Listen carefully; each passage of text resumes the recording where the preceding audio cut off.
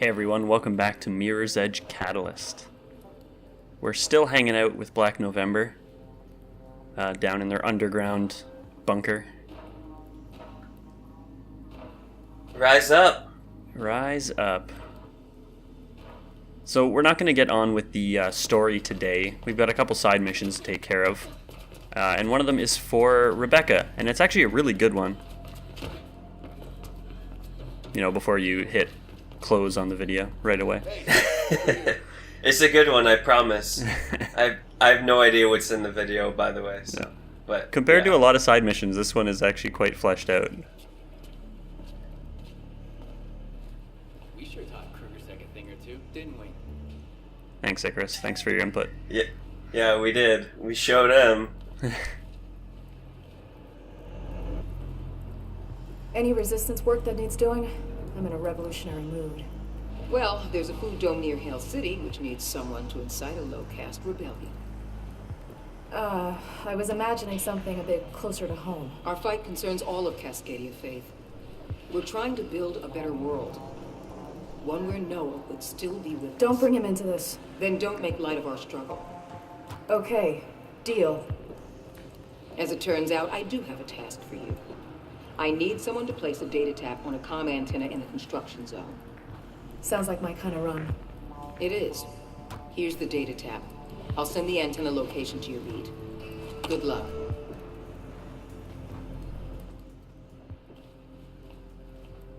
Alright, so we're going to climb a building and plant a bug. A bug. Yep.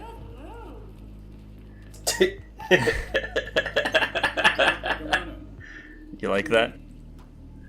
Yeah, I love just random NPC nonsense. Makes me think of, like, I mean, every game has it, but Skyrim has it the worst. Yeah, the Elder Scrolls ones do have a lot of that. Arya, I know what he meant to you. You look like you move well in light armor. It's like, what? Why would you say that to me? Plastic? How did you know I was here? I could explain it, but you wouldn't understand. Okay. What just happened? I geolocated a metagrid access construct on your beat. It means you can help me expand my access in that area. It'll be just like what you did before. No problem. I'll set you up. Thank you, Faith. Yeah, so Faith basically, or Plastic basically pops up to basically yell at us to do her side mission. Which is awesome. She said thank you, too. She so. did, yeah. She's nice. Yeah, she's getting skills. We are going to do this one because I think it shows something off that's kind of nice. When you start this metagrid run, this one is right here, like right beside you, so you can assume that this should be the first one you grab. But the time doesn't start until you grab one, so you can run around and start wherever you like. Good. You got the first one. Oh, Keep it up. So, I mean, yeah, you can spend all the time you want planning out your route before starting.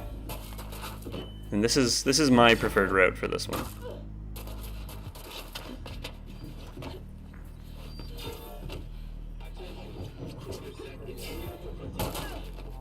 you're doing pretty good. Yeah. There. Thank you, Faith.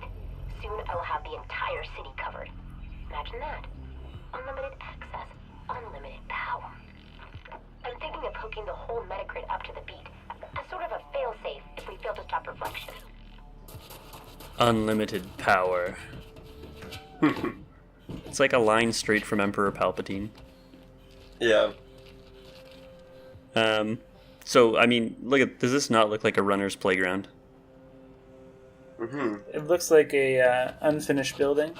Yes, it is that as well. The whole construction zone area is such a good idea for a Mirror's Edge game. Yep. It's almost like they planned it like that. Yeah.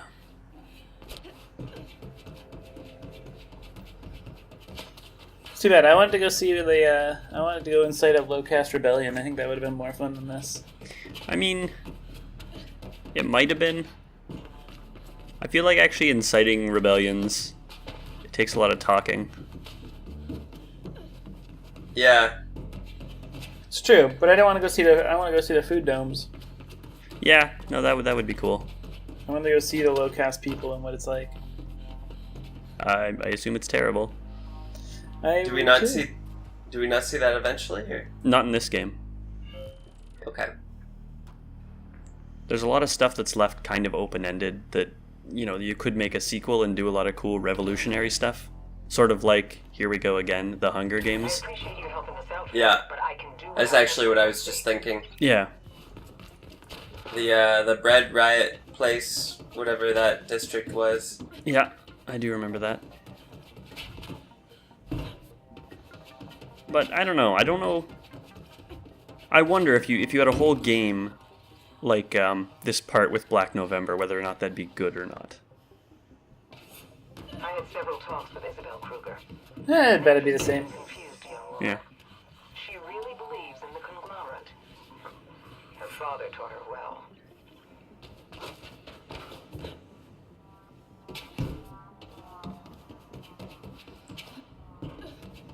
Are they trying to brainwash her before they do the prisoner swap? No, I think they're just trying to I think they're trying to get information from her, but she is basically just spouting back, their standard lines about personal freedoms and captains of industry and whatever the hell. Fucking capitalists. Right. According to Isabel, the families only want the best for us all, and that is to be achieved through personal achievement. Isabel really believes in the upward mobility of the employees. I tried to make her understand that it's all a mirage meticulously designed to keep the low caste in place, and the mid-caste complacent. But she refused to accept even the notion that the conglomerate might be tricking the employees. What Isabel Kruger doesn't understand is that the very same ideal of personal achievement discourages it, as one man's gain is by necessity another man's loss. With our society already rigidly stratified, the same people will always gain, and the same people will always lose. Yeah, imagine that conversation. Those two people trying to convince each other their worldviews are correct and the other one's is wrong. Blech. I don't see what They're could go not- wrong. Yeah. Although It's like when we used to argue Yeah. all the time. I do want to say I do not agree with Rebecca's point that in this case, one man's loss is, or one man's gain is by necessity another man's loss. You're talking about. Hold on. Black November intends to create a society where everyone contributes equally, which is matched by everyone being equally valued. The families claim we're trying to rebuild Omnistat, but that's just not true. The only way to create a sustainable society is to accept that the individual must always be less than the collective, not more as it is here, for some. There will be those unable to accept these basic truths. Invariably, they are the same people who profit the most from the current system. If necessary, they must be destroyed. What the families never tell anyone is that their way is utterly unsustainable. There just isn't enough energy or resources left for us to go on. The endless consumption we've grown accustomed to. Ultimately, it's all about the survival of our species. We must change, or perish. Right. The one man's gain is the other man's loss really only makes sense if you're talking as shallow as possible, something like a financial transaction where one person gives money to another person. Because in reality, they get something out of it. Both people usually gain from a transaction, just in different ways. Yeah.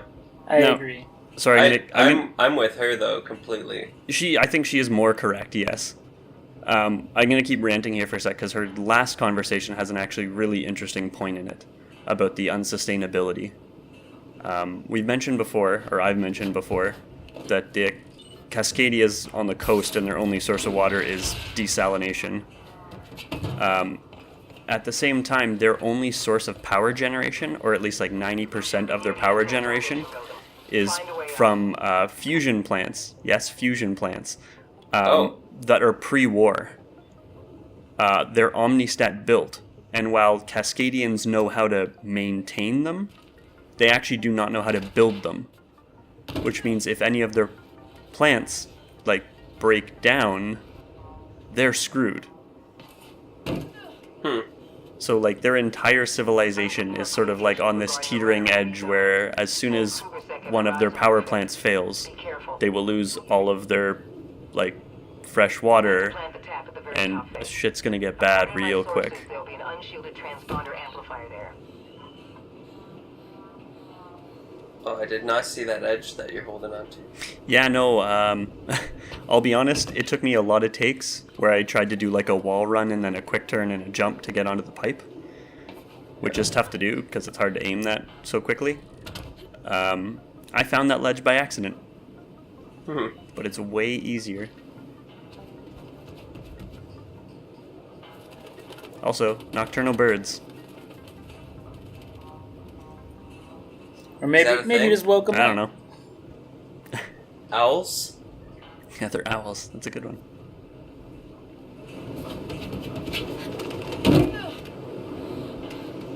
I'm at the top. Planting the tap now. And it works. Well done, Faith. Watch out for Krugersek's response team when you go back down. Seems they sent one based on the earlier sighting.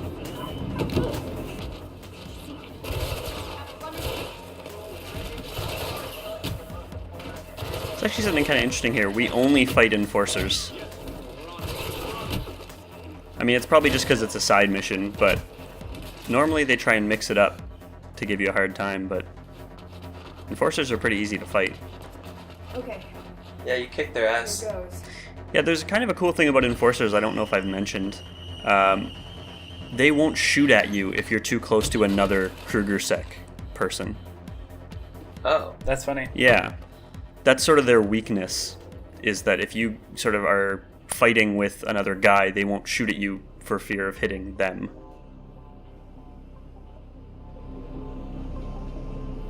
I'm picking up a lot of data through the tap, Faith.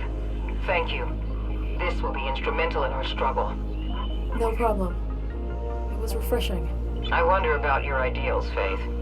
Something tells me you care about all this more than you let on, but where do you really stand?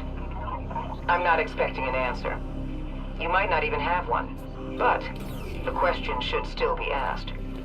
Our questions teach us who we are, as your mother used to say. I really like That's that right. line. Yeah. That strategy is called hugging, and the North Vietnamese used it Oh, yeah. a lot. So the artillery, they wouldn't use artillery. I was reading about this because of Game of Thrones theory. I mean, isn't that just pretty much using human shields? I got your cover. It's fighting closer to your enemy than you typically would. So I guess human shields is more of like a actually using people as shields rather than just being close. Yeah. So, for example, if you've got dragons, frenzy. Yeah, no, we're not going down this route. Different side mission. We have yet another new type of delivery. So this delivery needs to happen without Krugersek knowing, understand me? If they catch you with this, the deal is void. No script, and an angry Dogan is what you can expect. Okay, so covert deliveries. You will fail this if you gain too much Krugersek attention. Let me repeat It's not the being requirement. completely undetected, like this isn't a stealth mission, but if you hold their attention for too long, you can see that eyeball on the top, you will eventually fail. Is it easy to fail? They're extremely weird missions because the attention part is not hard. If you keep running away, you will lose them quite quickly. But the time limits are tough, and they place the Krugersek like right in your way. And they're also not they're not standard positioning. If I had to retry this mission, those cops might be in a different spot. Oh, So if you have a planned route and you go to try it and there's Krugersek in the way, by the time you adapt and try and get past them, you'll probably run out of time. yeah, you're pretty quick there, and then you took like 5 seconds to actually hand it over. Yeah, that too. Like, The time limit's very important, but, you know. And then he just kind of like holds on to it and says something snarky. Yeah. And the rezoning district is a new part of the city for us, so there's one thing we gotta do. We gotta do the grid node.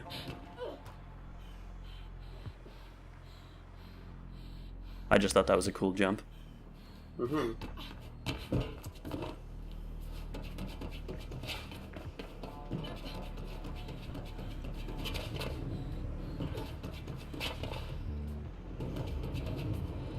Fusion reactors. Yep. That's good. Isn't it?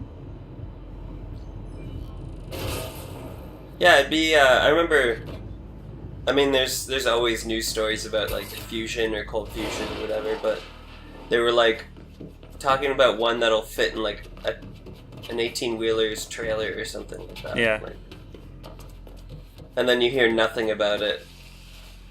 Yeah, I mean, that's always a thing. I remember 5, maybe 10 years ago, hearing about, I think it was Samsung even, that was building these, like, they were nuclear reactors, but they were so small scale, like the size of a hot water heater, that could power your house. And since their power output was relatively low, there was, like, no risk of any type of meltdown or catastrophic accident. It was like, yeah, a hot water heater that would provide energy for your house forever with, like, no downside. But of course, you know, they don't exist. And yeah, I feel like there will be a downside. I can't. yeah, I mean, you still have to get rid of the waste at some point. Yeah.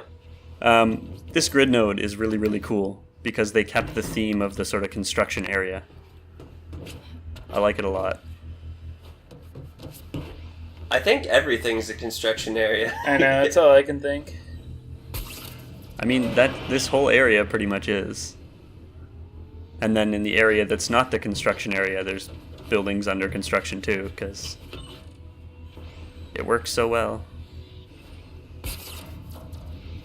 Oh, this grid node also tosses us sort of a new mechanic with our mag rope. We can pull these blocks out. So some of them are automatic, they go in and out at random, or not random, but regular intervals. And then some we can pull out ourselves, which stay out for a limited amount of time. Well, they get quite complicated, these grid nodes. this kind of reminds me of Portal. Yeah. I guess all puzzles are like same sort of thing. I see what you're saying, though. To me, it still reminds me more of, like, the Assassin's Creed climbing puzzles. I'd agree with that. Prince of Persia. Hell yeah. Yeah, it had them too. Yeah. The amount of times I threw my controller when I tried to jump backwards to grab a pole. Yeah. I don't know if I've mentioned it, but I still have the latest Assassin's Creed game in its plastic wrap from like 2 years ago. I know about it on here, but you mention it all the goddamn time when we hang out. I know, it's still sitting on my coffee table. I want to play it. Do it. I never feel like actually starting. I will.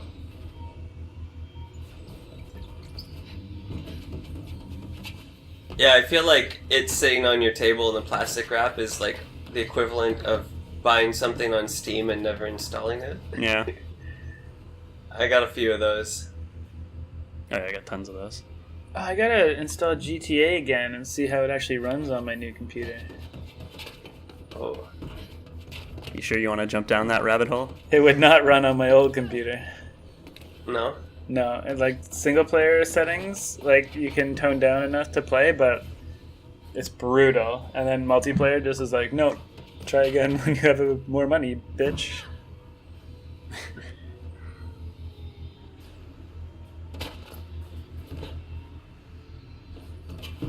So I got a little lost there for a second. And the funny thing is, this wasn't the route I planned. I sort of forgot you where plan your routes? Yeah, man. I do a whole bunch of different practice takes. But that wasn't the one I originally planned on. But it highlights kind of how cool they are that there's multiple routes you can take. Also, I've been hitting the tripwires this time. I don't know if you noticed. I have noticed. Yeah. What do they do? So this is where you have to actually hit 3 of them. I thought it was just 1, but you have to hit 3 for an alarm to happen. And then it's going to spawn a group of enemies. Now, I kind of screwed up here, because a couple videos ago, we were introduced to the Sentinel. And what happens in video games when an enemy is shown off for the first time as a mini-boss? A tutorial? They start showing up all the goddamn time. So now I have to fight a Sentinel. If I had shown off the laser tripwire thing, like, earlier, I wouldn't have had to fight this guy. Yeah, he wouldn't have got cucked. Completely cucked. Oh. You're losing. Yeah, I am. There's just, I'm... And then I'm trying not to kill the enforcers because using the light attacks actually gives you focus shield. So I'm like trying to do light attacks instead of actually hurting them. Oh my god. And then there goes your shield. Yeah, it's alright. Whoa. What was with that third person type? Special move or something. Mode? It's supposed to be like a feature of the game. When you end a fight, it's supposed to do these like action shots. But it only does them sometimes, and half the time it switches back to first person halfway through the animation. It's bizarre. It does look cool when it happens.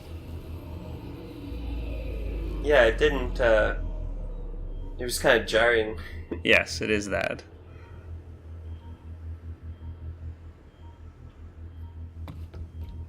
Yeah, this grid node also has an awesome way to get out of it.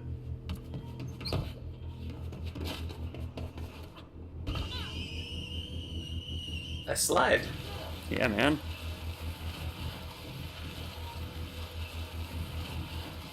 Oh. Good thing that's there. Yeah, that took some trust. Yeah. Someone, I think someone in the thread mentioned how the design of the grid nodes is kind of like the like dungeons and caves from Skyrim. How at with the one end, locked door or something? Yeah, at the end there's always some shortcut that gets you back to the beginning instead of you having to backtrack your whole way out. Which is nice. And it's true. Yeah. It's good design. But yeah, anyway, that's the end of that. I think we're all caught up on side mission stuff. We did Next it. Time to start the revolution. Time to start the revolution. Next time we will go and mess with the Kruger sect that are hanging around the lair with their antennas. Hooray. Fun times. Have Like bugs. Yeah. Alright. Yeah. Anyway, thanks for watching. See you guys later.